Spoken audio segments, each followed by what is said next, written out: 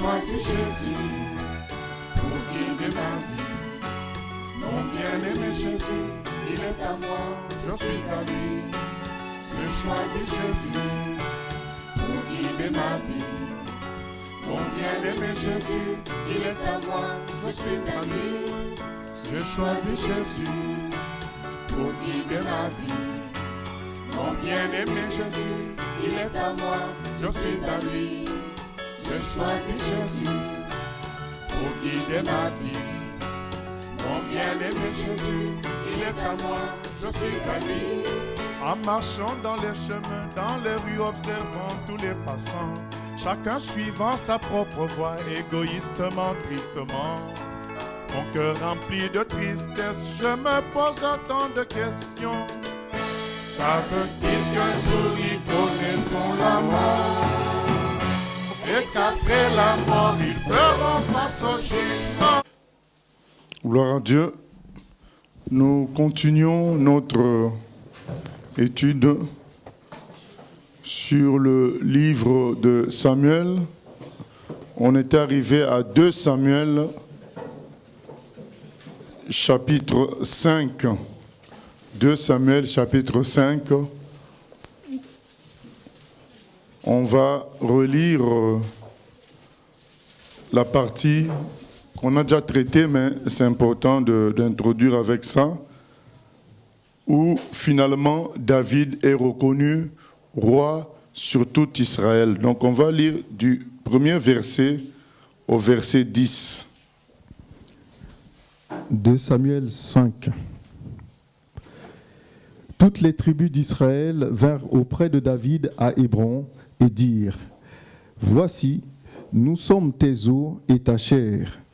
Autrefois déjà, lorsque Saül était notre roi, c'était toi qui conduisais et qui ramenais Israël. L'Éternel t'a dit : Tu paîtras mon peuple d'Israël et tu seras le chef d'Israël. Ainsi tous les anciens d'Israël vinrent auprès du roi à Hébron, et le roi David fit alliance avec eux à Hébron, devant l'Éternel. Ils joignirent David pour roi sur Israël. David était âgé de 30 ans lorsqu'il devint roi, et il régna 40 ans. À Hébron, il régna sur Juda 7 ans et 6 mois, et à Jérusalem, il régna 33 ans sur tout Israël et Juda. Voilà, donc je voulais qu'on retienne un peu cette partie, qu'on s'arrête sur cette partie où finalement David est reconnu roi par tous les Israélites.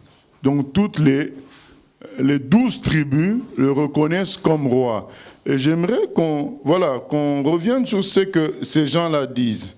Il est écrit ainsi au verset 2.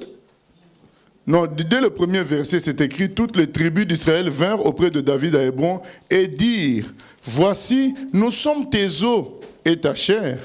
Autrefois déjà, lorsque Saül était notre roi, c'était toi qui conduisais et qui ramenais Israël. L'Éternel t'a dit : Tu paîtras mon peuple d'Israël et tu seras le chef d'Israël. » Alors, ces gens-là, ils disent à David, même quand ce n'était pas toi qui étais le roi, c'était Saül qui était le roi, c'est toi qui sortais avec le peuple, c'est toi qui conduisais le Israël en pratique. Donc ce n'est pas une surprise que tu sois roi, parce qu'on sait que Dieu aussi t'a établi, mais même avant que tu sois roi, tu te comportais en roi, tu te comportais en berger.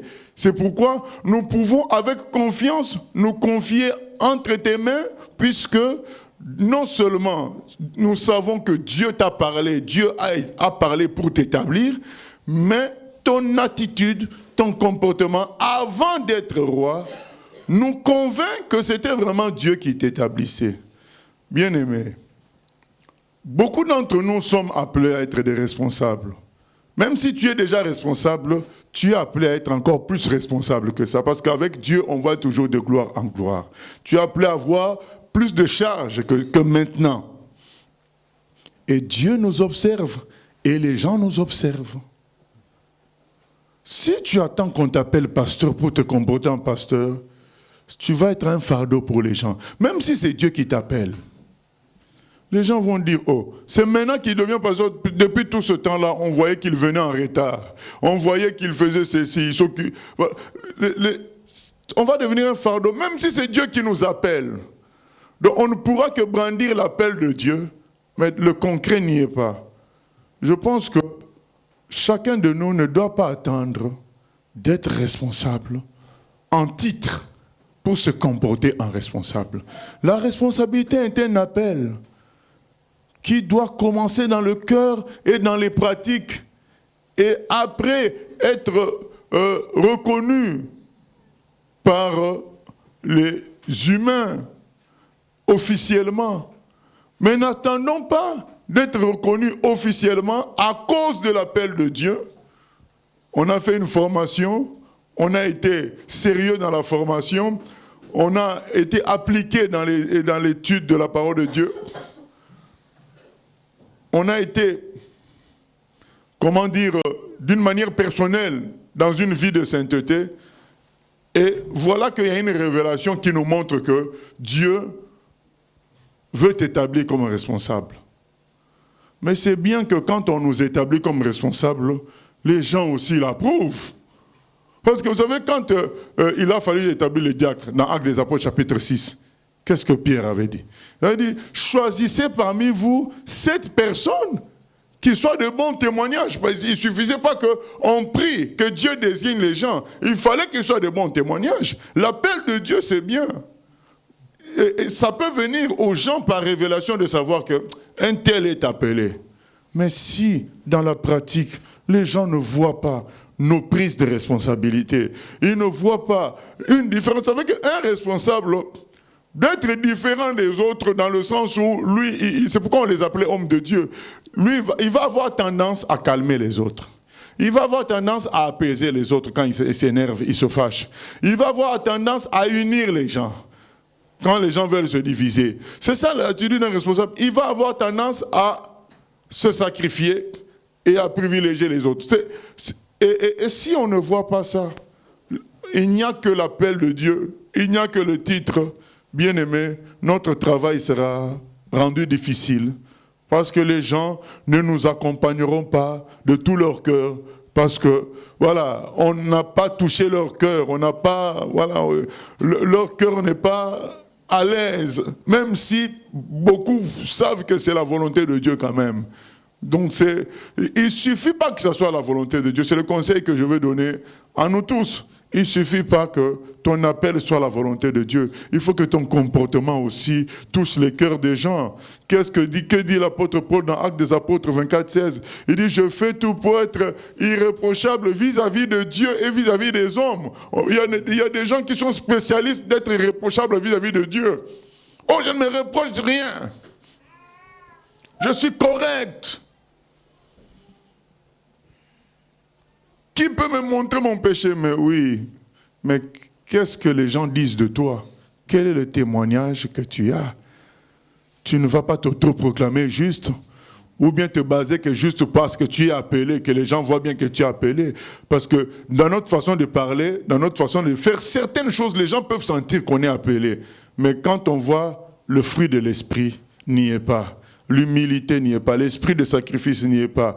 Le côté... d'abord les autres et moi après, et ça n'y est pas. Le côté ponctualité, le côté sérieux. Donc les gens vont accepter l'appel de Dieu, mais avec un goût amer. Ils vont dire, bon, puisque Dieu l'a choisi, on accepte, mais il y a un goût amer. Il n'y a que vraiment les gens spirituels qui vont vraiment te suivre parce qu'ils se disent, bon, c'est la volonté de Dieu, on se soumet. Mais tout le monde n'est pas spirituel à 100%, tout le monde n'est pas parfait. Donc il y a certains qui vont être bloqués. Ce n'est pas bien d'être l'occasion de blocage des autres. Donc, n'attendons pas, bien-aimés, n'attendons pas d'avoir un titre, d'avoir une place pour commencer à chercher à se comporter en responsable. Même avant, alors qu'on sent l'appel dans notre cœur, commençons, dès qu'on sent ça dans notre cœur, à nous comporter comme ça. Vous savez, c'est écrit, celui qui est fidèle dans les petites choses, Dieu lui confie des grandes. Donc ça veut dire que, même si c'est l'appel de Dieu, dans cet appel-là, pour que Dieu t'amène à des plus grandes charges, il va d'abord observer si tu as été fidèle dans les petites charges. Est-ce que tu as obéi à la voix du Saint-Esprit qui te montre que tu es appelé? Tu as obéi à la voix du Saint-Esprit qui te montre ta responsabilité? Tu n'as pas obéi. Tu as suivi, voilà, ton élan ou bien tes responsabilités strictes. Voilà, ah oui, moi, on m'a dit de faire ça, je me suis limité à ça. Oui, mais l'enfant, il se noyait. Mais ce n'était pas mon rôle. Voilà certaines personnes qui sont irresponsables et qui veulent occuper des responsabilités. Ils disent, ah oui, mais telle chose était sale. Mais oui, mais ce n'était pas mon rôle. Mais un responsable ne dit pas, ce n'est pas mon rôle. Un responsable endosse tout. C'est ça l'attitude d'un responsable. Ah mais non, mais ça, ce n'est pas mon rôle. Ça, c'est les gens de l'accueil. Ça, c'est les gens de... Ah non, c'est un responsable. Il va faire le boulot de tout le monde parce qu'il a la responsabilité en lui dans son cœur. Il n'attend pas qu'on lui donne le titre pour commencer à faire les choses. Il n'attend pas qu'on lui donne le titre pour commencer à être sérieux. Et c'est ça qui manque dans l'église d'aujourd'hui. Les gens courent après le titre au lieu d'agir d'abord en responsable. David agissait en responsable sans le titre. Il a combattu Goliath sans le titre. Il n'a même pas cherché le titre après. Pourtant, il était déjà un roi. Voilà. Mais il a fait le boulot. Et les gens ont reconnu. Donc les gens viennent à lui dire, nous te faisons confiance. Parce que même avant que Saül ne t'établisse, avant que plutôt Dieu ne t'établisse roi, tu te comportais déjà comme cela. Même quand ce n'était pas toi le roi, tu avais souci du peuple de Dieu, comme si c'était toi le roi. Donc nous voyons bien que l'appel de Dieu correspond à ce que nous avons vu. Gloire à son nom. Et ils se sont laissés diriger par lui sans problème. Donc je voulais faire cette mise au point sur l'esprit de responsabilité. Il faut qu'on soit responsable. Il ne faut pas qu'on se dise « Ah, mais ce n'est pas mon rôle. » Non, c'est l'œuvre de Dieu. Nous devons penser à l'avenir. Chacun sait dans son cœur le poids que Dieu a mis en lui. N'attends pas le titre pour commencer à mettre en œuvre ce poids-là. Comporte-toi déjà maintenant responsable. Tu es parent. Comporte-toi en responsable. Sache que ton enfant grandira un jour. Réfléchis par rapport à tout ça. Donc si, dès maintenant, tu négliges des choses par rapport à sa vie, tu ne vas pas attendre qu'il ait 14 ans pour commencer à faire. C'est pourquoi il est écrit dans Proverbe 22:6, instruis l'enfant selon la voie qu'il doit suivre. Donc quand il est enfant, fais le travail, comporte-toi en responsable, parce qu'un jour, ça t'échappera. C'est maintenant qu'il est bébé, qu'il est enfant, que tu te comportes en responsable. C'est très important tout ça. Les gens attendent... que ça soit trop tard pour commencer à se comporter en responsable. Si Dieu t'a établi comme un parent, dès que l'enfant est bébé, commence à te comporter en responsable spirituel. Sinon, les choses vont t'échapper. Plus tard, et quand tu vas te réveiller, c'est trop tard. Tu n'es plus responsable de ces enfants-là. Ils sont majeurs, ils ont grandi. Donc, soyons fidèles dans l'appel que Dieu met dans nos cœurs, dans la sensation de responsabilité que Dieu met dans nos cœurs. Soyons fidèles à ça. Dieu pourra nous confier de plus grandes charges.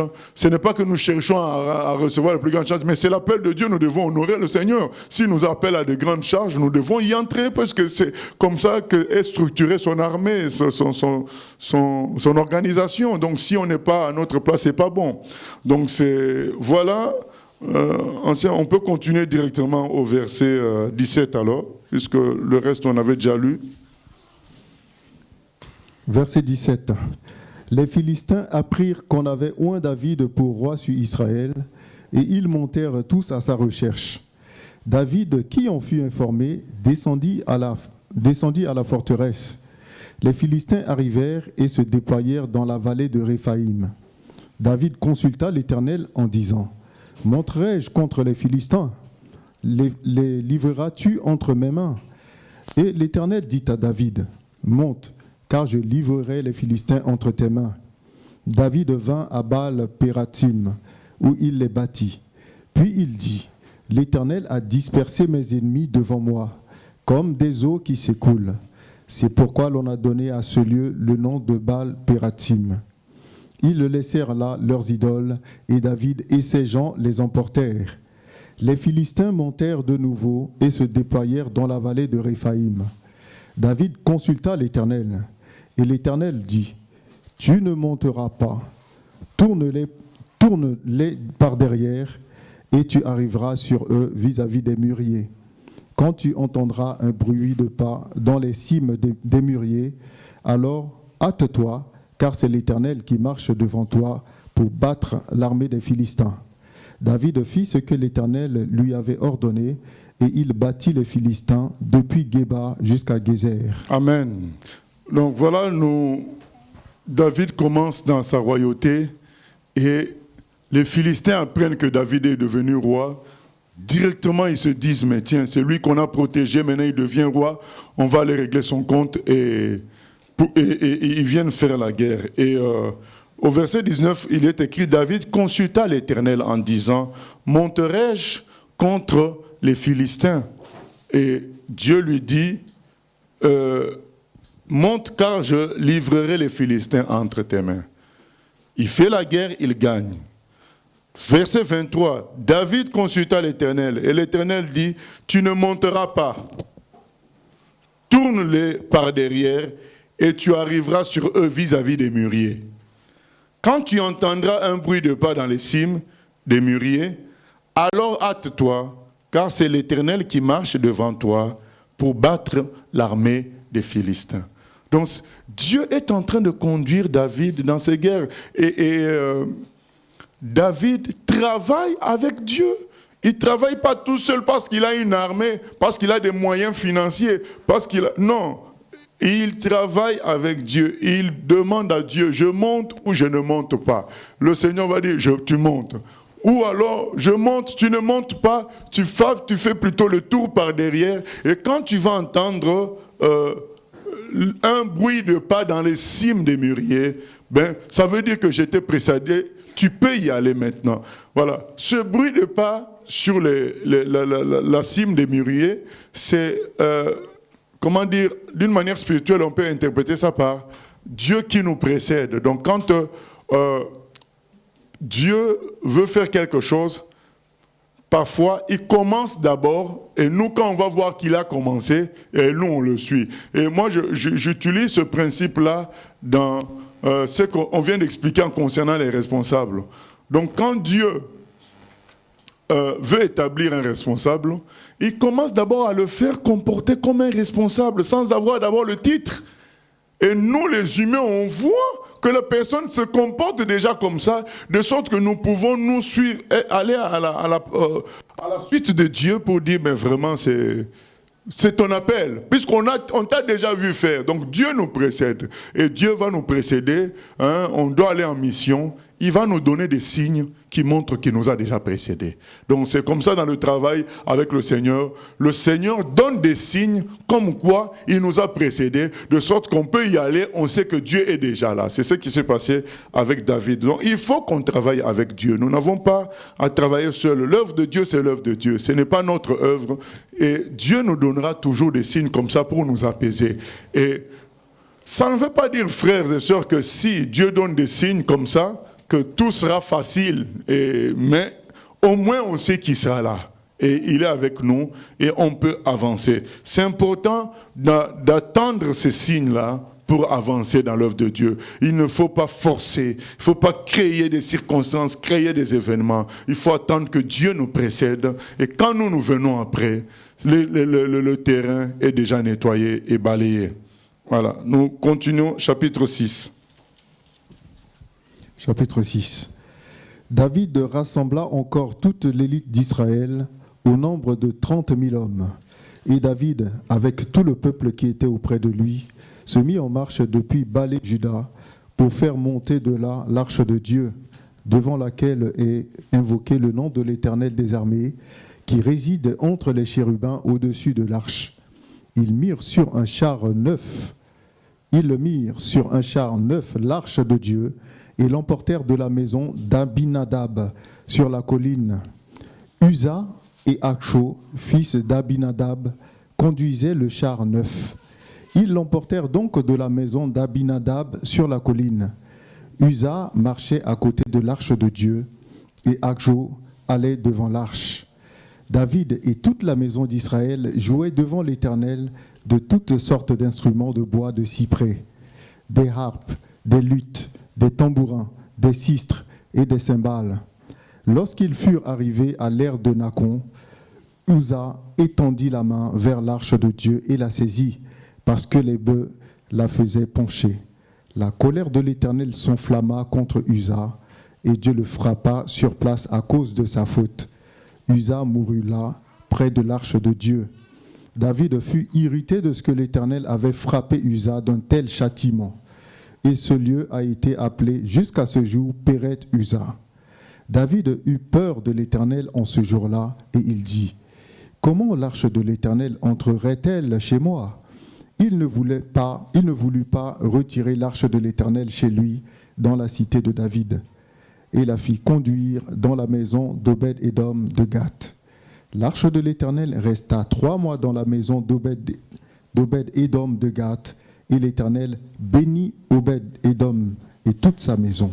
Voilà un point important de la vie chrétienne et de la compréhension des choses de Dieu. Cette affaire-là d'Uza, je pense que tout le monde est déjà au courant de cette affaire, qui meurt comme ça, frappé, parce qu'il a voulu tenir l'arche de Dieu. Et Dieu frappe Uza. Et déjà, il y a des gens qui ont posé des questions, je crois, du temps au moment où Aaron a fait la bêtise de faire le veau d'or, mais ce n'est pas lui qui a été tué, puis c'est d'autres. Bon, la réponse déjà était dans Deutéronome, que Dieu voulait aussi tuer Aaron dans Deutéronome chapitre 9. Il voulait tuer aussi Aaron, mais c'est Moïse qui avait intercédé. Mais il n'y a pas que ça, il y a aussi le fait que éliminer un responsable peut nuire vraiment à l'organisation divine plus que le laisser et le corriger. Et parfois, Dieu, sa sanction va se manifester sur le peuple, mais même si le responsable est aussi fautif, mais le responsable n'est pas éliminé. Les gens disent, mais c'est injuste. Il faut voir les choses dans la vision divine qui veut Dieu qui construit son œuvre. Il a un avenir pour son œuvre, et les responsables, Dieu, pour en trouver, il souffre aussi, il travaille, il met en œuvre, et éliminer comme ça, et finalement que son peuple s'égare. Finalement, Dieu perd tout, quoi, finalement. Dieu ne va pas tout perdre, il veut quand même conserver son peuple. Il va faire il va frapper pour montrer son mécontentement, mais il ne va pas tout détruire. Voilà. Et là encore, l'idée, c'est quand même David qui est le responsable, ce n'est pas lui qui est touché, mais c'est Uza qui est touché. Voilà. Mais c'est Dieu qui le frappe pour manifester son désaccord par rapport à ce qui venait de se passer. Quel est le désaccord ? On a mis l'arche sur un char, alors que Dieu, dans Nombre, au chapitre 4, il dit que c'est les Kéatites qui devaient porter l'arche. Voilà. Et David a fait les choses comme les gens qui l'ont précédé. Qu'est-ce qui s'est passé avant David ? Avant David, quand l'arche était partie chez les Philistins, qu'est-ce qui s'était passé ? Eh bien, pour ramener l'arche, ils avaient mis ça sur un char. Donc, beaucoup de choses parfois nous faisons, c'est parce que les gens avant nous ont fait, et rien de mal ne leur est arrivé. Et toi, si tu te ramènes, toi, tu es un vrai chrétien, tu te dis, mais oui, mais ça se fait comme ça. Non. Est-ce que tu as lu que ça s'est fait comme ça? Tu fais parce que les gens qui t'ont précédé ont fait et les choses ont fonctionné. Mais bien aimé, la loi, c'était pour les enfants d'Israël. Ce n'était pas pour les Philistins. Que les Philistins aient mis ça sur un char, ça c'est les Philistins. Qu'un faux pasteur, un escroc, utilise la Bible à des fins d'escroquerie ou bien utilise mal les choses de Dieu, s'en sert mal. Mais c'est un escroc, Dieu le sait que c'est un escroc, c'est un infiltré, c'est un agent du diable. Mais toi, quand tu le fais, toi tu es un enfant de Dieu, tu es un vrai serviteur de Dieu. Dieu ne peut pas te laisser dans l'erreur. C'est pourquoi il faut faire attention dans les imitations sans vérification dans la parole. Nous devons vérifier dans la parole. Certaines pratiques que nous faisons ne sont pas bibliques. C'est parce que des gens nous ont dit ou des gens ont fait. Nous devons vérifier. Est-ce que ça n'offense pas Dieu? Parce qu'il y a des choses qui ne sont pas écrites. Donc on ne peut pas savoir si ça offense Dieu ou pas. Mais il y a des choses qui sont écrites. Donc par rapport à ça, on peut savoir que ça, c'est pas normal. Comme quand on dit, par exemple, que vous avez reçu gratuitement, donné gratuitement. Ça, c'est écrit. Donc on peut savoir qu'en vendant des tickets de concert, des tickets de séminaire, on peut savoir que ça offense Dieu. Mais tout le monde fait ça et aucun malheur ne les atteint. On a même l'impression qu'ils prospèrent. Mais ça, c'est leur problème. Mais toi, tu es un plan, une semence spéciale de Dieu. Peut-être par toi, Dieu veut rétablir la vérité. De sorte que quand toi, tu vas faire ça, tu vas être frappé, tu ne vas pas comprendre. Tu dis, mais tout le monde fait ça. Personne n'est frappé. Il n'y a que moi quand j'ose faire ça. Mais Dieu est injuste. Il n'est pas injuste, il t'aime beaucoup, c'est tout. C'est tout. Tu es à part. Il ne veut pas te laisser comme les autres. Tu ne connais pas les autres. Ils parlent de Dieu, mais tu ne les connais pas. Peut-être qu'ils ne sont pas de Dieu. Que eux, ils mettent l'arche sur un char. Ça, c'est eux, c'est les Philistins. Mais toi, tu es un vrai enfant de Dieu. David était un vrai oint de Dieu. Dieu n'a pas voulu qu'il le laisse dans l'erreur. Dieu n'a pas voulu qu'il altère la parole de Dieu. Que les faux altèrent la parole de Dieu, ça c'est eux. Mais les vrais n'ont pas à le faire. Et quand on est frappé comme ça, on doit être content. On doit se dire, ah, Dieu n'a pas voulu que j'aille loin dans la bêtise. Et c'est ce qui s'est passé là. Dieu a frappé afin que David se réveille. Attention, avec moi, il faut respecter les règles. C'est ce que Dieu a voulu lui dire. Ce n'est pas parce que tu es roi. Dieu a toléré certaines choses avec Saül, mais avec toi, je ne tolère pas. Il a toléré des choses avec les Philistins, mais avec toi, je ne tolère pas, parce que toi, tu as une mission spéciale d'être mon image sur la terre. Si maintenant l'image est faussée, tout se détruit. Et David, il est écrit, il a eu peur de l'Éternel en ce jour-là. Il a craint Dieu. Vous savez, quand on commence, il est écrit qu'il commence à devenir grand. Et Dieu l'a ramené à sa place. Il a dit, attention, c'est moi qui reste Dieu. Même les bonnes intentions, bien aimé, ça nous apprend ça, les bonnes intentions, ce n'est pas égal à la vérité. Ce n'est pas parce qu'on dit Dieu est amour, nous voulons que les chrétiens soient unis, mais est-ce que ça veut dire que forcément on doit se réunir avec les catholiques, faire des cultes ensemble? Ça c'est des bonnes intentions, mais bonnes intentions n'est pas égal à la vérité. La vérité c'est la parole de Dieu. Attention. Vous savez, même quand ils ont fait le veau d'or, ils ont dit que c'était l'Éternel. Leur intention, c'était de personnifier l'Éternel, de donner une image à l'Éternel. Pour eux, ils ne changeaient pas de Dieu. Parce qu'ils ont dit, voici l'Éternel qui t'a libéré de l'Égypte. Donc pour eux, c'était ça l'Éternel. Donc ils voulaient de bonnes intentions. Bon, on peut comme ça le voir. Ah non, bonnes intentions n'est pas égal à la vérité. Ce n'est pas parce qu'il y a des bonnes intentions. Il y a des gens qui, dans les bonnes intentions, ils veulent tellement être purs qu'ils restent seuls. Plus de contact avec les autres. Mais non, mais ce n'est pas ce que dit la Bible. La Bible dit dans 1 Corinthiens 5, il dit que nous ne devons pas nous séparer des païens parce que sinon, nous devons quitter ce monde. On nous demande de nous séparer de leur comportement. Pas de les rejeter en tant qu'humains. Donc attention, beaucoup ont de bonnes intentions de sainteté, finalement, ça les conduit à créer des sectes, ça les conduit à devenir haineux. Mais l'intention semble bonne, c'est la pureté. Et l'apôtre Paul appelle ça la fausse pureté, donc le zèle amer. Donc attention aux bonnes intentions. Quand on n'a pas vérifié dans la parole de Dieu, ça peut nous amener dans de graves erreurs. Je crois que David avait une bonne intention de ramener l'arche quand même en Israël, dans le lieu que lui, et ça doit être, mais bonne intention ne suffit pas. il faut pratiquer ça dans la vérité. Il faut respecter les règles du Seigneur. Et dans 2 Timothée, je crois, ou 1 Timothée, l'apôtre Paul dit à Timothée, il faut combattre selon les règles. Il dit à Timothée, il faut combattre selon les règles. Un vrai serviteur de Dieu combat selon les règles. Ce n'est pas parce qu'on combat pour le Seigneur qu'on doit utiliser même les mauvaises choses pour faire l'œuvre de Dieu. Non, on doit respecter les règles du Seigneur telles que c'est écrit dans sa parole. Oui.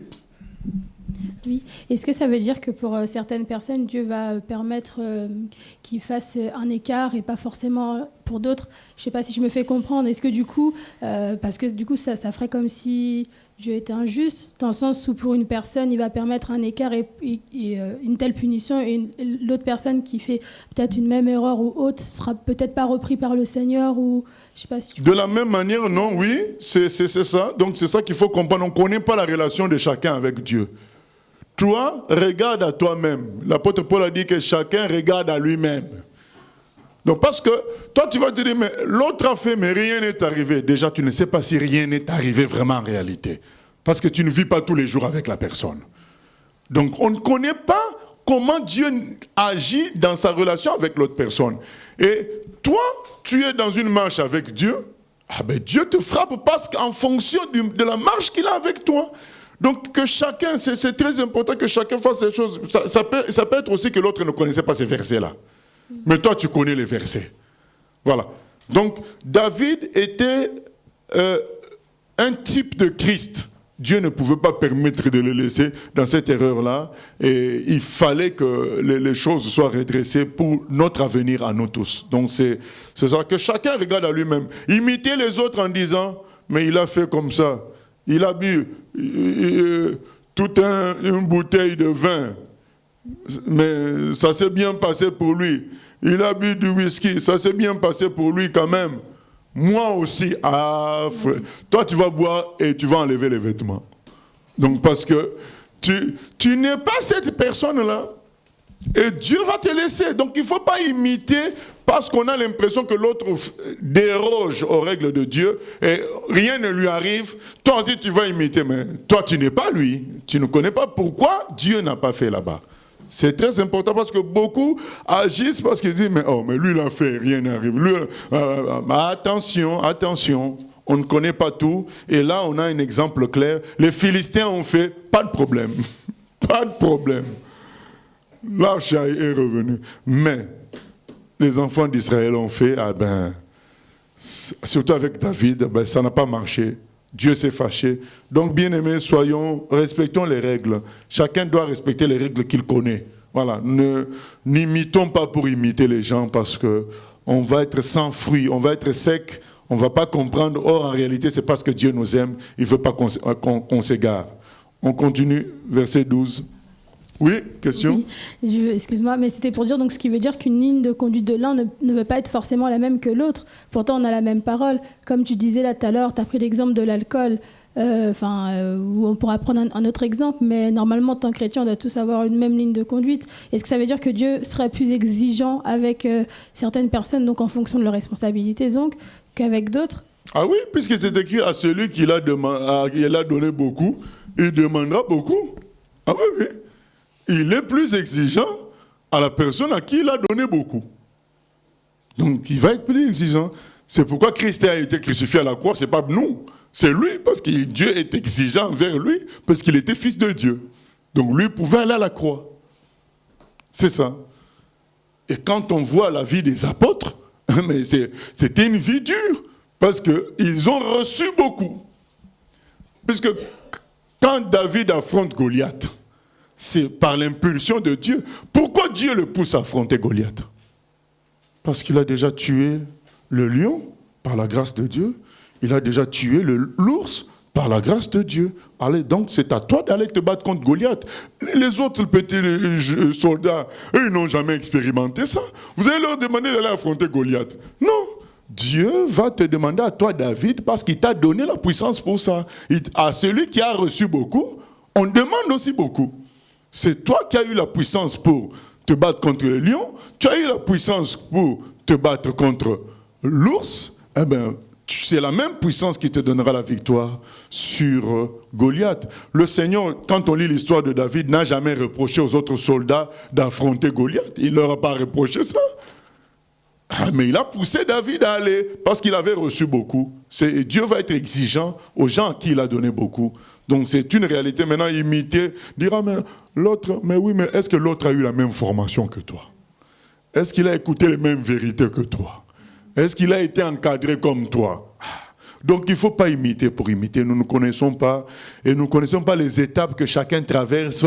Voilà, Dieu peut être indulgent parce que dans son fonctionnement, il veut amener la personne quelque part, et toi tu imites tout de suite, frappe. Oh, Dieu est injuste. Non, il n'est pas injuste. C'est que c'est le travail qu'il fait avec chacun, que chacun regarde à lui-même. Ok, verset 12. Verset 12.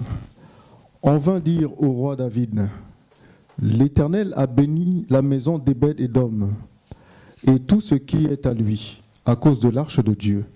Et David se mit en route, et il fit monter l'arche de Dieu depuis la maison d'Obed-Édom jusqu'à la cité de David, au milieu des réjouissances. Quand ceux qui portaient l'arche de l'Éternel eurent fait 6 pas, on sacrifia un bœuf et un veau gras.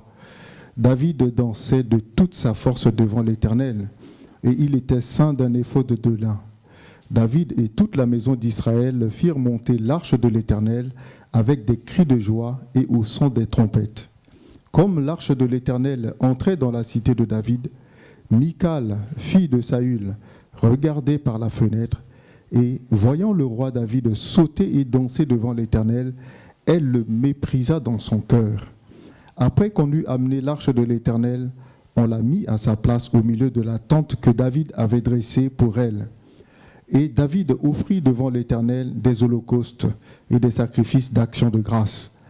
Quand David eut achevé d'offrir les holocaustes et les sacrifices d'action de grâce, il bénit le peuple au nom de l'Éternel des armées. Puis il distribua à tout le peuple, à toute la multitude d'Israël, hommes et femmes, à chacun un pain, une portion de viande et un gâteau de raisin. Et tout le peuple s'en alla, chacun dans sa maison.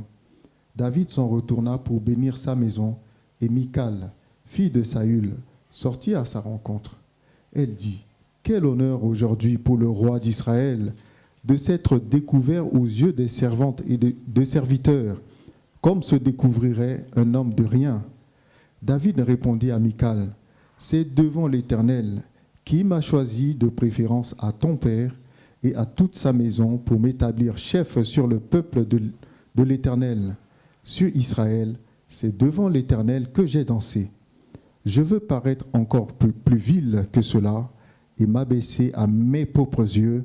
Néanmoins, je serai en honneur auprès des servantes dont tu parles. Or, Michal, fille de Saül, n'eut point d'enfant jusqu'au jour de sa mort. » Voilà ce qui est arrivé à Michal, la jalousie contre Dieu. C'est ce que moi j'appelle ça la jalousie contre Dieu, de voir des gens s'éclater pour Dieu, et toi ça te met en colère. Bon, mais que tu gardes ta colère encore, voilà, ça peut passer, mais tu t'opposes aux gens qui louent Dieu, qui vivent pour Dieu, c'est de la jalousie frontale, ce n'est pas une bonne chose, et voilà qu'elle a subi cette malédiction-là de ne pouvoir pas enfanter. Si tu vois quelqu'un aimer Dieu et s'engager pour lui, il ne faut jamais s'opposer à ça. Ça, c'est un conseil gratuit que je donne à chacun. Voilà. Qu'on soit étonné, qu'on soit dépassé ou bien qu'on soit, en colère, ça peut arriver par jalousie, ça peut arriver par incompréhension. Gardons ça pour nous et prions que Dieu nous enlève ça. Mais que l'on aille s'opposer à quelqu'un qui manifeste sa joie, sert son Dieu, se donne à fond pour le Seigneur, c'est très dangereux. Prions, si c'est un zèle charnel, que Dieu enlève ça, que ça soit spirituel. Mais ne nous opposons pas. Parce qu'on ne sait pas contre quoi on s'oppose. C'est peut-être Dieu qui est en train d'animer la personne. Et la louange à Dieu ne sera jamais totalement compréhensible pour nous, les humains. On peut comprendre jusqu'à un niveau. Mais il y a un niveau qui va toujours nous dépasser parce que Dieu est tellement glorieux que la louange à son honneur va toujours nous dépasser parce que nous ne connaissons pas Dieu. Les anges disent Saint, Saint, Saint, ils disent ça jour et nuit. Donc à chaque fois ils découvrent, parce que Saint ça veut dire mis à part. À chaque fois ils doivent découvrir quelque chose de spécial de Dieu pour dire toujours tu es mis à part, tu es mis à part, tu es mis à part. Donc, alors, on ne peut pas contrôler l'amour pour Dieu dans la vie d'une personne, ni la louange pour Dieu dans la vie d'une personne. On ne peut pas gérer ça. Quand on voit comme des gens comme des Joan Shelter, à l'âge de 20 ans, aller se consacrer aux Philippines dans les Bangalao, donc elle a vécu juste peut-être toute sa vie sans se marier. Une belle jeune femme. Mais comment contrôler ça? Certainement ses parents devaient être déçus de voir que leur fille ne s'est pas mariée. Mais c'est l'amour pour Dieu. Tu ne peux pas t'opposer. Ils ne se sont pas opposés à cela. On ne peut pas. Quand c'est pour Dieu, c'est incontrôlable aussi. La passion pour le Seigneur peut être... C'est ce qui est écrit dans Cantique des Cantiques.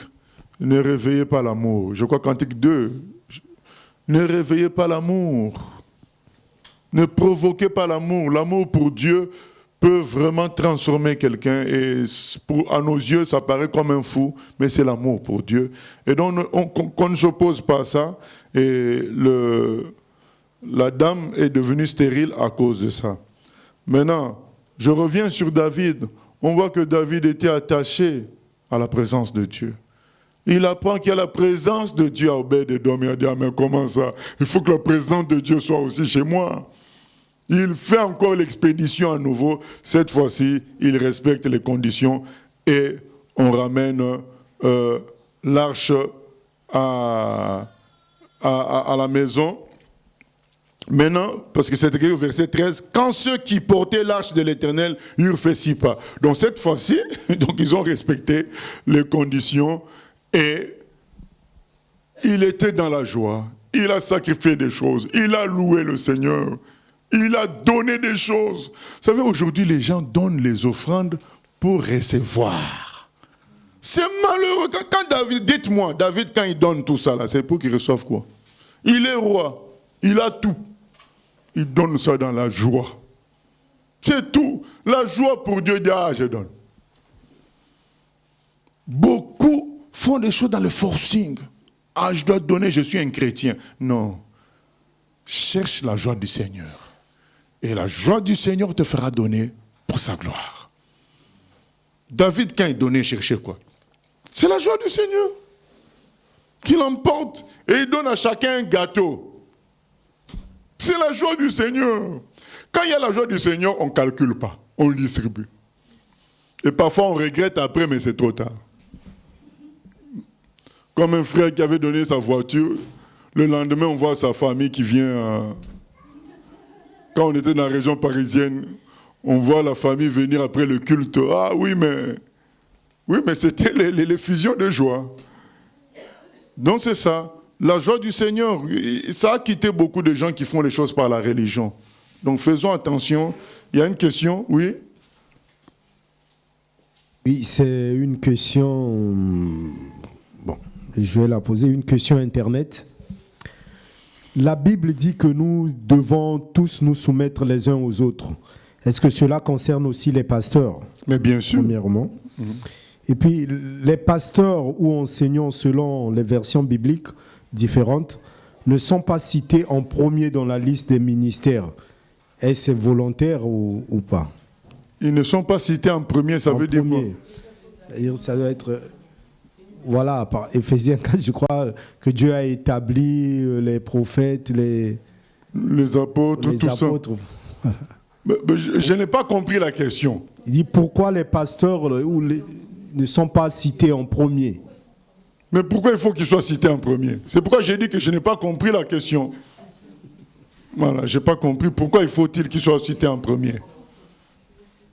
Voilà. Donc il doit y avoir une arrière-pensée là, oui, je crois que c'est par rapport, parce que les pasteurs qui enseignent, je crois plus, quand il dit le pasteur ou enseignant selon les versions bibliques différentes ne sont pas cités en premier. Donc pour lui, comme c'est les pasteurs qui enseignent, c'est certainement ils ont plus d'importance. Ah non, c'est pas ce que dit la Bible. Hein. Bon, la Bible dit au contraire dans 1 Corinthiens 12 que Dieu a établi en premier lieu les apôtres, ainsi de suite. Donc dans 1 Corinthiens 12 vers le verset 27. Voilà, donc c'est... Mais oui. Il voulait peut-être voir si l'ordre établi, donc c'est d'abord les apôtres. Je pense à ça. C'est écrit. Donc là, la personne peut lire dans 1 Corinthiens 12. On peut lire dans 1 Corinthiens 12, 27. Hein, c'est écrit. Ça, c'est...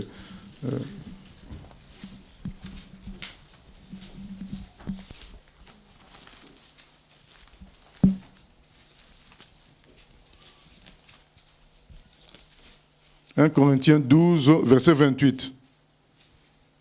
1 Corinthiens 12, 28.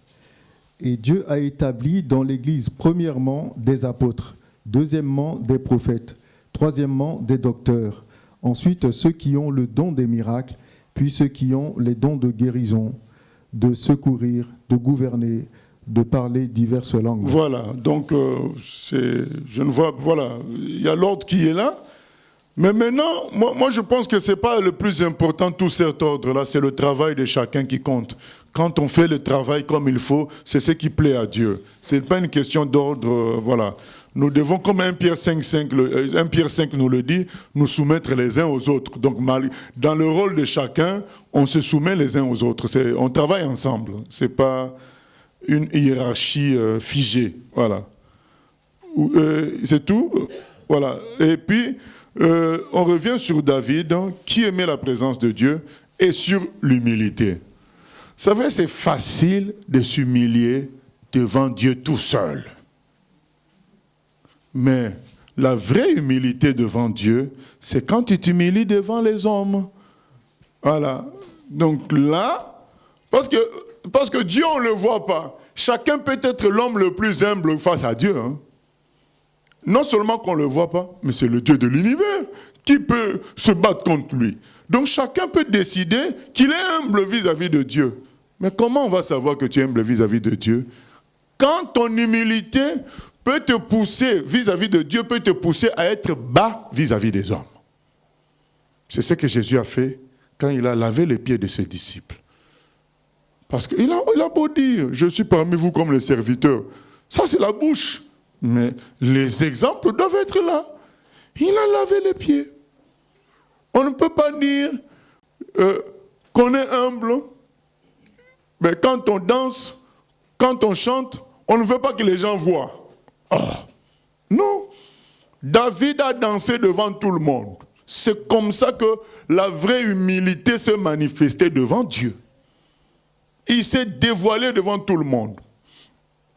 C'est pourquoi l'apôtre Jean dit, comment tu peux aimer Dieu que tu ne vois pas, tu n'aimes pas ton prochain. Voilà. Donc on aime Dieu, oui, mais ça se manifeste en aimant son prochain. Parce que c'est la volonté de Dieu. Parce que son prochain, ça fait partie de bien que Dieu aime le plus. Donc, si Dieu aime mon prochain, si moi j'aime Dieu, j'aimerais ce que Dieu aime. C'est clair. Donc, c'est trop facile de dire j'aime mon prochain, je suis humble vis-à-vis de Dieu, mais oui, ça se manifestera par le fait que quelqu'un te dépasse mal en voiture et que tu le salues chaleureusement. Voilà. Là, tu t'es humilié devant Dieu. Mais si c'est humilié devant Dieu, c'est mettre à genoux. Mais dès que tu conduis en voiture, quelqu'un te dépasse mal, tu cries, tu l'injuries. Voilà, quelqu'un te parle mal, tu cries. Mais finalement, où est l'humilité vis-à-vis de Dieu? Il n'y a pas d'humilité. L'humilité vis-à-vis de Dieu, c'est obéir à sa parole au point qu'on s'humilie devant les hommes. C'est ça l'humilité vis-à-vis de Dieu. C'est trop facile. David s'est humilié devant Dieu. Il a dit, il a fait pour Dieu. Il dit ça à sa femme. C'est devant l'Éternel qui m'a choisi de préférence à ton père et à toute sa maison pour m'établir chef sur le peuple de l'Éternel, sur Israël. C'est devant l'Éternel que j'ai dansé. Mais il a dansé devant Dieu, mais on ne voit pas Dieu. Mais qui a vu le résultat de l'humiliation? C'est les humains. Ça peut conduire à ce que les gens ne te respectent pas. Parce que tu t'es dévoilé, découvert comme ça. C'est ça la vraie humilité devant Dieu. En fait, tu comptes sur Dieu pour toucher les cœurs. Tu ne veux pas montrer ton autorité par la force. Et les humains n'aiment pas ce que David a fait. Les humains aiment, quand tu entres comme ça, c'est le séminaire, les gens ont adoré, tu n'étais pas là. Dès que tu entres par derrière, quelqu'un te tient la Bible, donc on dégage un peu les gens du couloir, tu passes là. Quand les gens vont écouter le séminaire, ils vont écouter à fond. Parce qu'ils se disent, voilà l'homme de Dieu qui est arrivé. Mais quand tu viens maintenant, normalement, avant, comme tout le monde, tu chantes.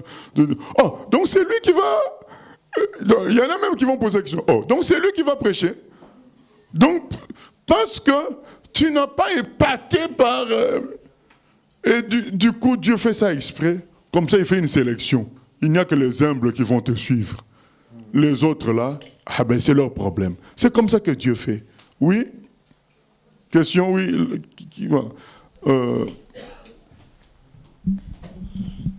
Comment on peut expliquer alors le comportement irrespectueux de Michal? Elle est quand même la femme de David, enfin ou une des femmes. Là, il en a déjà plusieurs, je pense, à ce moment-là. Oui, oui. Et alors comment, pourquoi Mais c'est une fille de roi. Elle n'est pas habituée à ce qu'un roi se manifeste comme ça. C'est la fille de Saül. Donc elle voit, elle a vu son père. Son père était l'homme le plus costaud, le plus beau d'Israël, le plus costaud, le plus fort aussi. Et donc, elle a connu le roi comme étant quelque chose de majestueux, de grand. Et il va voir son mari danser comme ça. Madame, ça c'est rien du tout. Ça c'est quoi ça? C'est n'importe quoi. Et elle n'avait pas le cœur de Dieu. Donc le cœur de Dieu, c'est David qui l'avait. Donc s'humilier pour son Dieu devant les hommes. C'est ça la réalité. Et c'est que la réaction de Michal, mais nous on le voit. C'est-à-dire, quand tu arrives quelque part, en simple, les gens aussi te prennent en zéro aussi. Donc voilà. Et parfois tu dis, oh, mais c'est lui le pasteur. Mais oui, mais comme tu es venu normalement, tu as fait comme tout le monde, voilà. Ils auraient voulu que tu viennes avec 2 ou 3 costauds comme ça, un peu comme des gardes du corps, qui te tiennent la Bible, le sac, quand tu arrives comme ça. Donc, quand le séminaire va commencer, là, il va y avoir un silence de mort, on attend qu'est-ce qui... parce que tu as impressionné les gens, et malheureusement, ils ne vont pas recevoir la vraie parole, parce qu'ils ne comprennent pas comment Dieu agit, quoi. Oui. Et le mépris, alors, donc, lui a coûté la stérilité. Après, on voit aussi quand même David qui lui lance un petit pic, quoi, en lui disant oui, je manifeste ma joie, j'ai été choisi de préférence à ton père, tout ça. Donc, il en rajoute aussi une couche. Qu'est-ce qu'il a l'air... Enfin, c'est peut-être parce qu'il en avait plusieurs de femmes, mais il a l'air insensible au fait que à son mépris, quoi. Quand, en règle générale, si une femme méprise son mari, c'est quand même... le mari s'inquiète pour sa femme, quoi, de se dire elle me méprise, qu'est-ce qui se passe? On avait vu aussi dans d'autres enseignements que l'autorité a quitté la personne quand déjà voilà, il y a ce genre de remarques, quoi. Moi je pense que David se comporte en pasteur toujours, donc et il ne veut pas l'achever outre mesure, donc il lui dit mais c'est pas un comportement normal, tu n'es pas conséquente, regarde. Ton père était roi, qui était costaud, géant, qui faisait trembler tout le monde. Mais pourquoi on m'a choisi moi? Voilà. Donc ta logique est fausse. Ta logique ne tient pas. Parce que si c'était ta logique, le roi, c'est celui qui est costaud, qui impressionne, qui amène des gardes du corps, qui met des toges extraordinaires. Mais pourquoi alors finalement on m'a choisi moi? Moi qui suis petit, moi qui danse comme tout le monde. Voilà, donc ta logique n'est pas celle de Dieu. Il veut la confondre, quoi. Voilà, il la confond. Ta logique ne fonctionne pas, ne marche pas. Bien aimé, c'est vrai que c'est tentant d'impressionner, ne serait-ce que pour se faire écouter. Mais bien aimé, on ne doit pas tomber dans ce piège-là. On ne doit pas tomber dans ce piège. J'ai l'habitude de dire, tu ne vas pas tomber dans le péché pour sauver les gens, pour faire l'œuvre de Dieu. Et toi-même, tu perds ta vie, ton éternité, parce que soi-disant, tu as voulu un peu impressionner pour que les gens t'écoutent plus. Non. Il faut qu'on imite le Seigneur Jésus. Il est, lui qui est Dieu, il est venu en homme. Il est venu en homme. C'est pourquoi Jésus lui-même a dit le blasphème contre Dieu, le blasphème contre le Fils. ça sera pardonné. Pourquoi ça sera pardonné? Parce qu'il excuse les hommes de le voir un homme et de le rejeter, parce que mais ce n'est qu'un homme. Mais c'est le blasphème contre le Saint-Esprit qui ne sera pas pardonné. C'est pour dire que le Seigneur comprend que les gens rejettent quand on vient avec simplicité, mais il ne peut pas changer ses serviteurs. Nous devons toujours venir avec simplicité. Nous devons imiter notre Dieu, imiter Jésus-Christ, qui est venu en simple homme, qui a lavé les pieds des disciples. Voilà, il a vécu avec eux tous les jours. Voilà. Dans la vie de tous les jours, sans se séparer d'eux, c'est vraiment ça qu'il faut suivre. Après, il y a les contre-coups, c'est que les gens vont s'intéresser à toi moins. Mais qui? Ce sont des gens qui ont l'odeur de la perdition. Mais les gens qui sont vraiment de Dieu, eux aussi, ils ont l'odeur de la simplicité, ils vont t'écouter. Voilà, c'est la sélection de Dieu. Dieu fait aussi la sélection par l'humiliation, par l'humilité de ses serviteurs. Il fait aussi la sélection des humains comme ça, pour que ce soit seulement ceux qui sont, comme Jésus a dit à Pilate, ceux de la vérité m'écoutent. Je suis venu de faire témoignage à la vérité, et ceux qui sont de la vérité m'écoutent. C'est comme ça que Dieu va faire aussi. Il va envoyer ses serviteurs dans la simplicité, et ceux qui sont dans cet esprit-là vont écouter. Ceux qui refusent Dieu, qui vient tout simplement, Dieu leur résiste à travers la simplicité de ses serviteurs, car il est écrit, Dieu résiste aux orgueilleux. Oui. Pasteur, tu peux nous réexpliquer ce que ça veut dire le blasphème contre le Saint-Esprit? C'est vrai qu'on nous a déjà expliqué, mais si tu peux nous redonner des exemples précis. C'est dans Marc 3 au verset 20. Puisque pour comprendre, il faut qu'on lise le contexte. Hein, comme ça, on ne prend pas les explications des hommes. Marc 3, verset 29. On va lire le contexte. Le contexte va parler pour lui-même. Marc 3, 29. Est-ce qu'on peut lire à partir du verset 22? Voilà. À partir du verset 22. Et les scribes qui étaient descendus de Jérusalem dirent, il est possédé de Belzébul. C'est par le prince des démons qu'il chasse les démons. Jésus les appela et leur dit sous forme de parabole, comment Satan peut-il chasser Satan? Si un royaume est divisé contre lui-même, ce royaume ne peut subsister. Et si une maison est divisée contre elle-même, cette maison ne peut subsister. Si donc Satan se révolte contre lui-même, il est divisé et il ne peut subsister, mais c'en est fait de lui. Personne ne peut entrer dans la maison d'un homme fort et piller ses biens sans avoir auparavant lié cet homme fort. Alors il pillera ses biens. Je vous le dis en vérité, tous les péchés seront pardonnés aux fils des hommes et les blasphèmes qu'ils auront proférés. Mais quiconque blasphémera contre le Saint-Esprit n'obtiendra jamais de pardon. Il est coupable d'un péché éternel. Jésus parla ainsi parce qu'il disait, il est possédé d'un esprit impur. Voilà, donc on nous donne la raison. Qu'est-ce qu'est le blasphème du Saint-Esprit? L'origine de tout ça, c'est quand ils ont dit qu'il était possédé d'un esprit impur. Donc Jésus dit, ce que je fais est à l'évidence d'origine divine. Je guéris les malades, je ressuscite les morts, je ne demande pas l'argent aux gens. Je prêche la parole de Dieu telle qu'elle. Comment peut-on dire que cette production-là est une production satanique?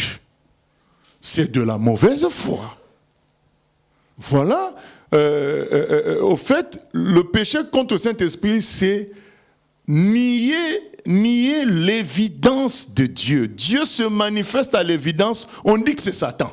C'est ça le péché contre le Saint-Esprit. Donc, quand Dieu s'est rendu évident à nous et qu'on dit que c'est le diable, ce n'est pas Dieu, on a péché contre le Saint-Esprit.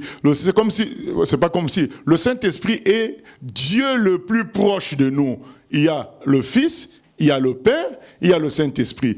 Qui c'est qui fait le contact avec nous? C'est le Saint-Esprit. Donc quand on coupe ce contact-là, donc en ayant l'évidence de cette manifestation-là, on est dans le blasphème contre le Saint-Esprit, on ne peut plus être pardonné. Maintenant, quand on dit qu'on ne peut plus être pardonné, les gens comprennent mal en se disant « Ah, donc si quelqu'un demande pardon », non, tu n'auras même pas envie de demander pardon parce que c'est le Saint-Esprit qui convainc de pécher. Donc, du moment que tu as coupé le contact, tu ne pourras même pas l'envie de demander pardon. C'est des gens perdus, ils ne vont même pas demander pardon. Voilà. Oui. Pasteur, je voulais te poser une question par rapport à une nouvelle mode qui circule un peu dans l'environnement chrétien où il y a des personnes qui se permettent parfois de critiquer les serviteurs de Dieu qui sont écrits dans la Bible. Et la question c'est, lorsqu'ils se mettent à critiquer ces serviteurs, est-ce qu'ils n'ont-ils pas atteint le niveau de blasphème contre le Saint-Esprit? Moi je dirais, on peut critiquer les comportements, puisque ils ne sont pas Dieu, ce sont des hommes. Quand ils ont fait des erreurs, établir que c'est des erreurs, il n'y a pas de mal. Ce que je reproche, c'est dire les accuser des choses dont la Bible ne parle pas. Un exemple, dire que Joseph était orgueilleux, alors que la Bible ne le dit pas. Où est-ce que la Bible dit que Joseph était orgueilleux? Voilà, Joseph a raconté son songe. Où est le mal de raconter son songe? Donc, cette prétention-là de dire que Joseph était orgueilleux, c'est s'opposer à la parole de Dieu. Parce que la parole de Dieu ne présente pas Joseph comme cela. Dire, par exemple, que l'apôtre Paul parlait de lui-même, donc ce n'est pas Dieu. Ce n'est pas biblique, puisque la Bible nous présente toute cette parole qui est ici comme étant la parole de Dieu. C'est inspiré par Dieu. Donc, critiquons les choses, les comportements qui sont bibliquement, on peut montrer que ce n'est pas bien. Mais quand on commence à critiquer la personne comme un mauvais choix de Dieu, là, on commence à s'opposer à Dieu lui-même. Donc on va dire que Dieu s'est trompé de personne, il a choisi la mauvaise personne. Non, Dieu n'a pas dit ça.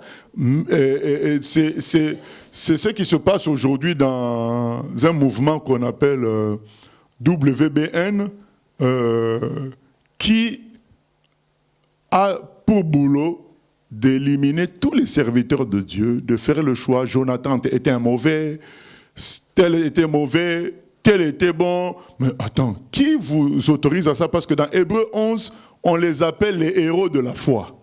La Bible les appelle les héros de la foi. Donc, la Bible ne les appelle pas les gens parfaits.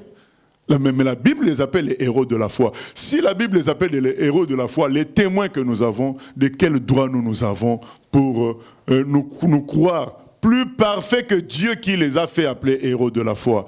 Donc et beaucoup de serviteurs comme ça dans ce mouvement-là sont passés à la moulinette et du coup, conséquence, ces gens-là s'autorisent en nouveaux apôtres à faire des écrits auxquels les gens doivent souscrire au même niveau que les Écritures. Parce qu'ils disent, mais c'est Paul qui a écrit, si Paul a écrit, moi aussi je suis apôtre, je peux écrire. C'est pareil. Ah non, ce n'est pas pareil. C'est eux seuls qui ont reçu cette autorité-là de faire des Écritures infaillibles. Donc on a pour preuve Apocalypse 21, 14, qui dit que la Nouvelle Jérusalem, qui représente l'Église, elle a pour fondement les noms des 12 apôtres de l'agneau. Ce n'est pas les apôtres d'aujourd'hui, c'est les 12 là d'autrefois. Voilà. Donc c'est pas, ne mélangeons pas les choses. Chacun a son rôle. Ils ont eu un rôle déterminant qui fait d'eux des héros de la foi pour notre exemplarité, pour que nous on les imite. Ne prenons pas leurs erreurs comme une excuse pour les attaquer en tant que personne, alors que ils sont le choix de Dieu. Prenons exemple sur notre bien-aimé David, qui n'a jamais attaqué Saül. Ne soyons pas prétentieux. David était dans la bonne position pour attaquer Saül, mais il n'a pas attaqué. Lisez. Nous sommes tous bien placés pour voir le mauvais comportement de Saül. Est-ce qu'à un seul moment David a attaqué Saül? Quand il est mort, est-ce que David a dit qu'il était mauvais? Non. Pourquoi? Parce que c'était le choix de Dieu. Il faut faire attention. Le choix de Dieu, on ne doit pas le mépriser. On peut critiquer les attitudes parce que la Bible le montre clairement. Mais là où la Bible ne montre pas clairement, restons dans l'humilité. Dieu a fait ses choix, il sait ce qu'il fait. La conséquence de tout ça, c'est quoi? C'est qu'on finit toujours par créer des sectes. On voit William Marion Branham a créé sa secte. Joseph Smith a créé sa secte parce que c'est des gens qui ont fini par dire que ce que nous avons n'est pas suffisant. Pourquoi ils finissent comme ça? Ils commencent d'abord par diminuer les serviteurs de Dieu et ils finissent par dire c'est eux maintenant qui amènent la révélation. C'est toujours comme ça finit par des sectes. Les gens, le groupe que je viens de citer, la WBN, c'est devenu une secte où il y a un monsieur un certain Woodruff, qui donne les enseignements. Tout le monde doit suivre comme si c'était la Bible. Donc, mais comment il a bâti comme ça? Il a bâti ça en commençant d'abord à critiquer les serviteurs de Dieu de la Bible. Et pour finalement dire, c'est lui qui a la révélation. Voilà. Donc c'est cela, il faut faire attention. C'est un esprit qui vient pernicieusement, en douceur, pour te faire dire, mais c'est toi qui as raison, eux ils ont tort. Non. Là où il y a des erreurs, vous l'avez vu, même si j'aime beaucoup David, là où il y a erreur, il a fait l'erreur avec le char, on a dénoncé, c'est pas bon. Mais attention, je ne peux pas toucher à cet homme-là. Vous savez, il y a des sacrifices, vous savez, il y a des gens, un type comme le frère André. Un jour, j'ai vu dans une vidéo qu'il donnait 1 million de Bibles à l'église orthodoxe. Bon, moi, je n'aurais jamais pensé à donner 1 million de Bibles à l'église orthodoxe de l'Orient. Mais cet homme-là, toute sa vie, il a passé à mener les Bibles dans les endroits les plus difficiles du monde.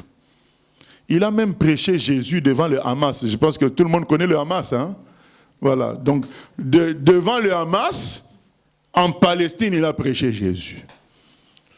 Maintenant, qui suis-je pour commencer à suivre les détails de sa vie? Moi, voilà. Donc, ce que lui l'a fait, bien aimé, ce n'est pas pour élever un homme. Ce que lui l'a fait, moi, je n'ai même pas fait 5%. Les risques que lui, il a pris, moi, j'en ai même pas pris 5%. Pourquoi croire que moi, je suis meilleur que lui? De quel droit, moi, je peux croire que j'ai la vérité plus que le frère André? Donc, maintenant, quand on va bien fouiller, on va comprendre que, mais lui, le but, c'est que la Bible soit lue partout. Si les orthodoxes doivent lire la Bible pour connaître la vérité, c'est une bonne chose. Mais quand on va voir ça à première vue, comme ce n'était pas ton idée à toi, comment il collabore avec les orthodoxes? Non, frère, quand tu vois les souffrances de monsieur pour Jésus, avant d'avoir un avis, va en profondeur, cherche à comprendre pourquoi il a fait quelque chose. Ne va pas avec précipitation. Parce que lui, il a fait 40 ans de mal de dos à cause de l'évangile.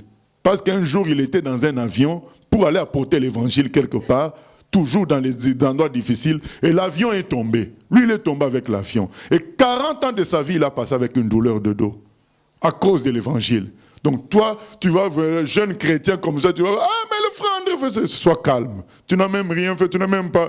On a eu quand même un premier martyr, il y a un chien qui a mordu un de nos frères. Mais voilà, toi, il y a même un chien qui ne t'a pas mordu. Et tu veux parler contre le frère André. Non, soyons... voilà quoi. Ok, nous continuons.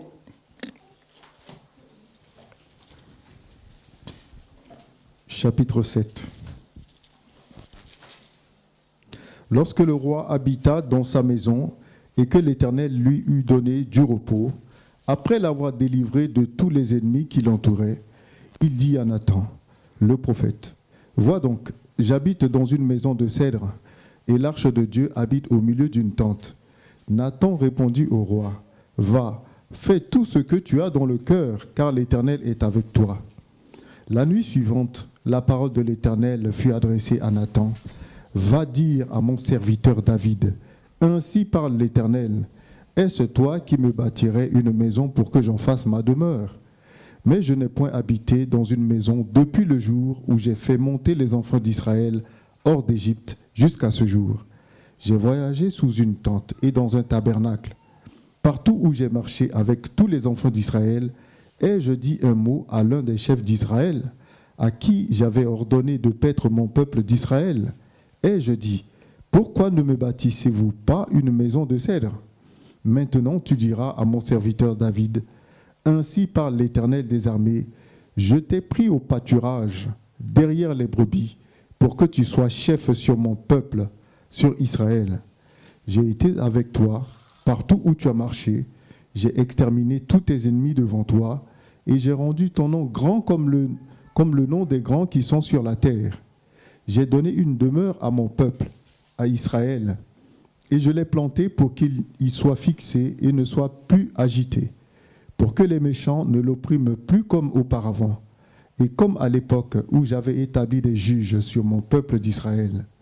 Je t'ai accordé du repos en te délivrant de tous tes ennemis. Et l'Éternel t'annonce qu'il te créera une maison.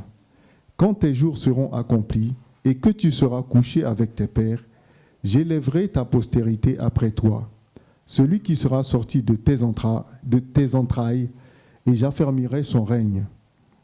Ce sera lui qui bâtira une maison à mon nom, et j'affermirai pour toujours le trône de son royaume. Je serai pour lui un père, et il sera pour moi un fils. S'il fait le mal, je le châtierai avec la verge des hommes et avec les coups des enfants des hommes. Mais ma grâce ne se retirera point de lui, comme je l'ai retiré de Saül, que j'ai rejeté devant toi. Ta maison et ton règne seront pour toujours assurés. Ton trône sera pour toujours affermi. Nathan rapporta à David toutes ces paroles et toute cette vision. Voilà, on peut s'arrêter là. Nous voyons comment, une fois de plus, on peut avoir de bonnes intentions, mais ça ne veut pas dire forcément que c'est la volonté expresse de Dieu. Maintenant, Dieu est bon, parce qu'il ne faut pas prendre Dieu comme un méchant qui est en train de nous observer, regarder nos erreurs, s'en moquer et dire « Ah voilà, il a échoué là ». Non, c'est notre papa. Donc même quand on se trompe, du moment que notre cœur est pur, du moment qu'on ne cherche pas notre gloire, le Seigneur va nous corriger. Il va nous ramener sur la bonne voie.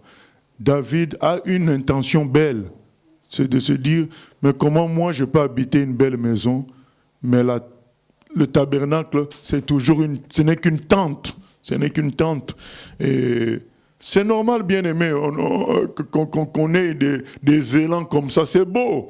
On ne peut pas reprocher ça. Mais Dieu lui dit, c'est beau, c'est très bien, mais ce n'est pas toi qui vas construire. Voilà. Mais pourtant, le prophète, qu'est-ce qu'il lui avait dit? Va, tu fais bien. Voilà. Parce que l'intention était tellement bonne que qu'est-ce qu'on a à redire là-dessus?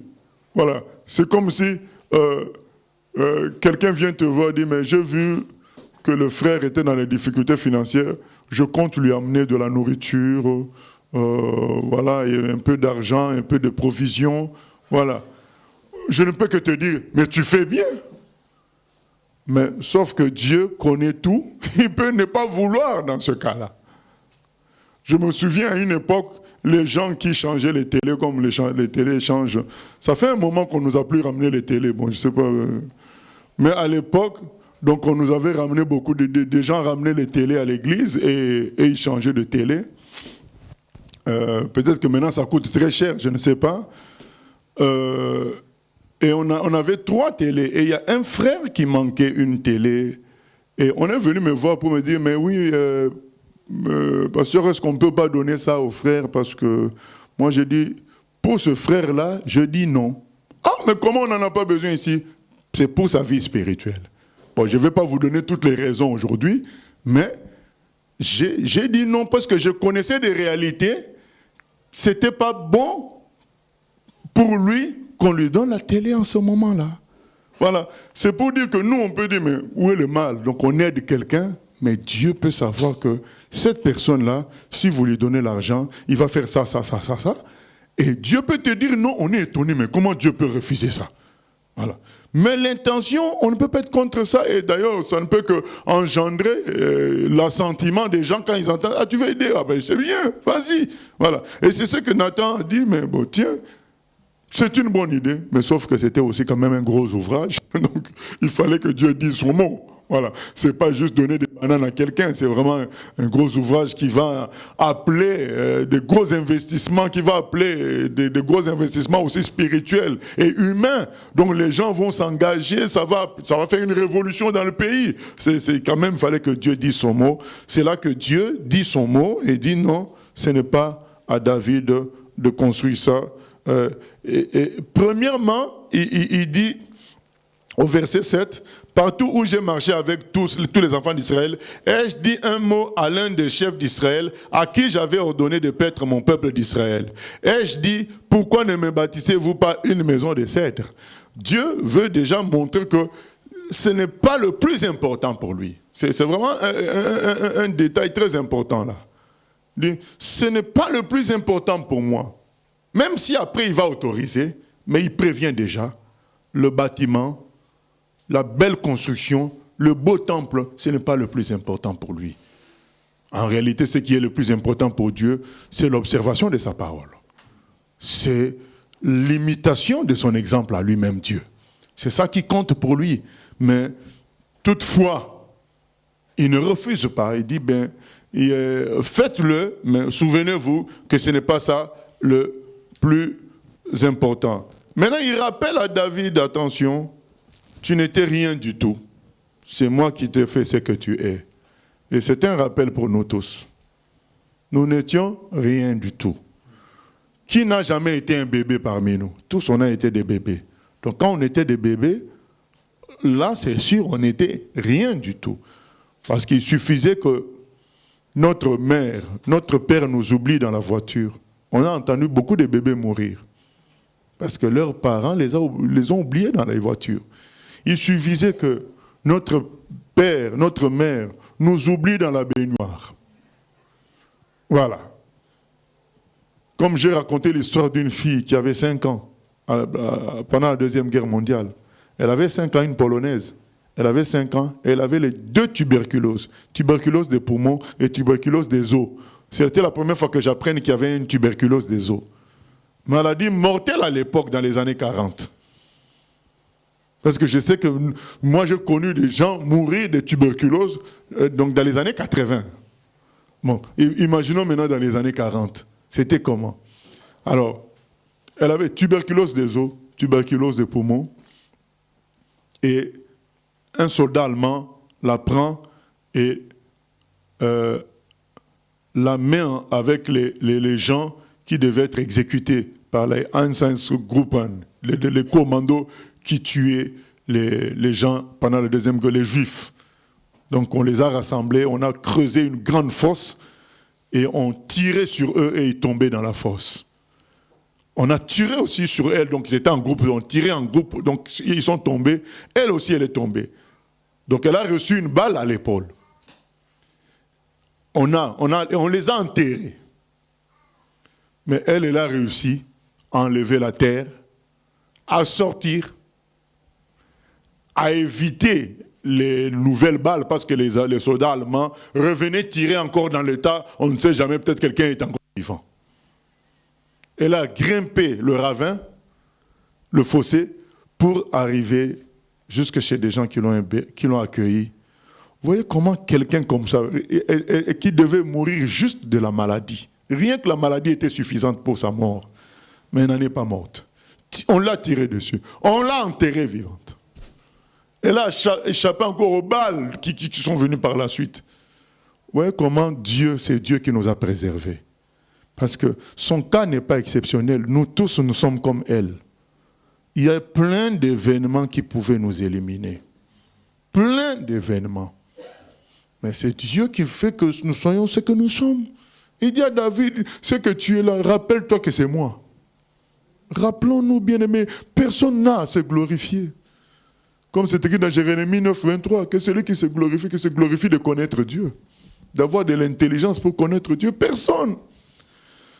Ça doit nous amener vraiment à la reconnaissance infinie. Vous savez, Satan nous présente beaucoup de choses qui sont des sujets de plainte.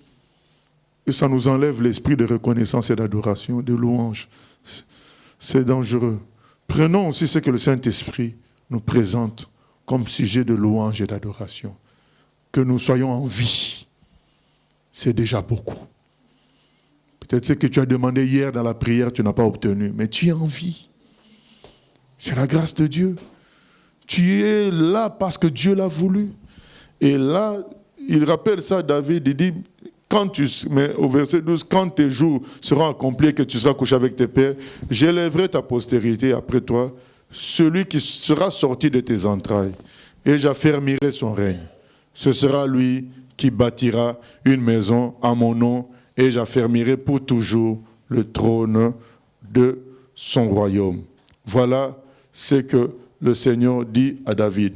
Donc la fois prochaine, nous allons lire les mêmes paroles qu'il lui dit, mais dans un chronique, où on voit qu'il dit à David, les mains sont remplies de sang, c'est pourquoi il lui interdit de construire ça. Bon, ça, ce n'est pas dit ici, mais je me demande comment on va se débrouiller avec les chroniques. Les chroniques, c'est la même chose que Samuel et les rois. Bon, maintenant, donc, comment on va faire? On va voir, mais déjà la fois prochaine, le même texte, nous allons lire ça dans les chroniques pour voir tout. Mais nous comprenons que bonne intention n'est pas égale à volonté de Dieu, forcément. Voilà, donc on le voit, et seule la volonté de Dieu compte, bien-aimé. Seule la volonté de Dieu compte, et nous devons rechercher, comme David l'a fait tout le temps, avec Nathan, consulter Dieu. Et même quand ils ont oublié, vous savez, quand les gens ont pris l'habitude de consulter Dieu, et quand ils oublient, Dieu lui-même vient leur parler, parce qu'il sait que c'est des gens qui ont pour habitude de me consulter. Dieu n'est pas quelqu'un de mauvais parce qu'on a oublié de le consulter, alors il nous laisse dans l'erreur alors que tout le temps on a l'habitude de le consulter. Dieu est bon, donc ils ne l'ont pas consulté, il a quand même parlé. Voilà, donc ils ont pris des décisions, mais lui il a parlé la nuit. Peut-être que Nathan a prié la nuit, on ne sait pas, mais toujours est-il qu'on ne le dit pas. Mais Dieu lui parle, et c'est très bien d'avoir Dieu comme Dieu, quoi, parce que comme on chante dans le chant, oh quel Dieu est grand comme Dieu, c'est vraiment ça, quoi.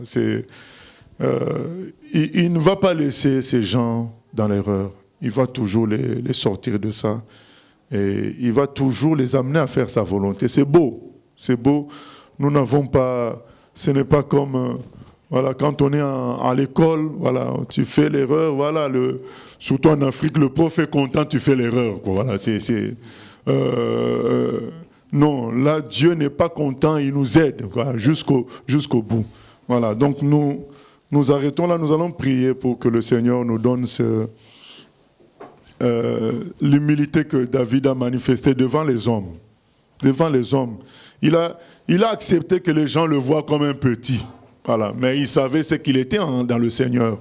Acceptons que les gens nous voient comme des petits, tout en ayant foi clairement en ce que Dieu a mis en nous et en faisant le boulot. Que ce que les gens pensent ne nous empêche pas de faire le travail, même si, à cause de notre humilité, ils nous voient comme petits, ils ne veulent pas nous écouter.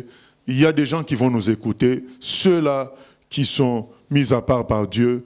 Les autres, Dieu va leur résister à travers notre humilité, parce que pour beaucoup, parfois, ont du mal à être humbles, parce qu'ils disent, mais les gens ne vont plus me respecter, ils ne vont plus m'écouter. Non. On doit être humble parce que Dieu le veut, devant lui et devant les hommes. C'est devant les hommes qu'on confirme qu'on est humble vis-à-vis de Dieu. Tout seul comme ça dans un couvent, on n'est pas. Où est l'humilité? C'est devant les hommes qu'on voit vraiment le fait qu'on n'a pas répondu, le fait qu'on s'est laissé écraser. Tout ça à cause de Dieu, c'est ça notre humilité vis-à-vis de Dieu. Demandons aussi que le Seigneur nous donne de le consulter pour tout, de prier pour tout. C'est très important. Beaucoup de gens mènent leur vie en indépendant tout seuls. Ils ne consultent pas Dieu. Ils ont leur propre raisonnement qui les conduisent. Ce n'est pas bon. Et nous allons aussi prier pour avoir un esprit de responsabilité. Voilà. L'œuvre de Dieu repose sur nous tous. Il y a des gens qui ils décident de ne rien faire parce que les autres ne font rien. Ah non. Donc que chacun fasse dans sa relation avec son Dieu.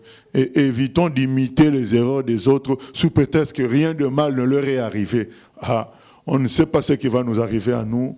Chacun a sa relation avec Dieu. Prions le Seigneur. Éternel Dieu, nous venons prier pour tous ces sujets que nous venons de te faire monter.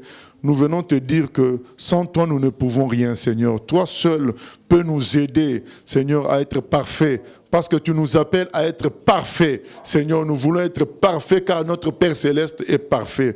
Alors nous prions, Seigneur, que nous soyons responsables avant le titre.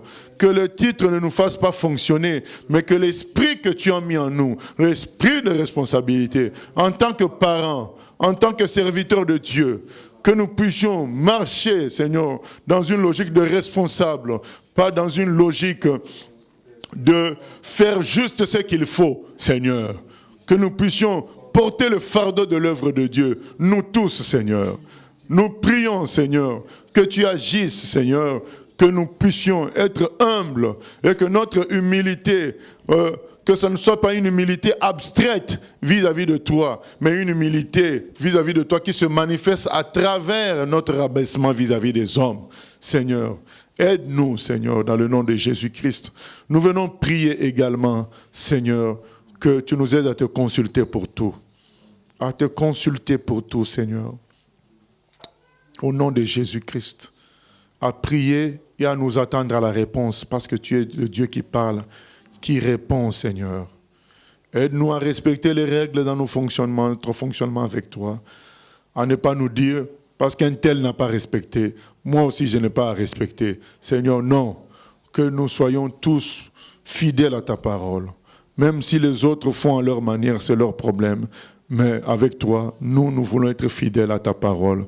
Seigneur, nous t'avons demandé tout ceci au nom de Jésus. Père, exauce-nous et amène-nous à te laisser diriger totalement nos vies.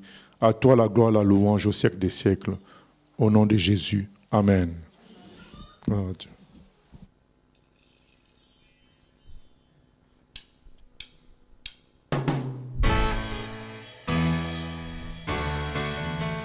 J'ai choisi Jésus.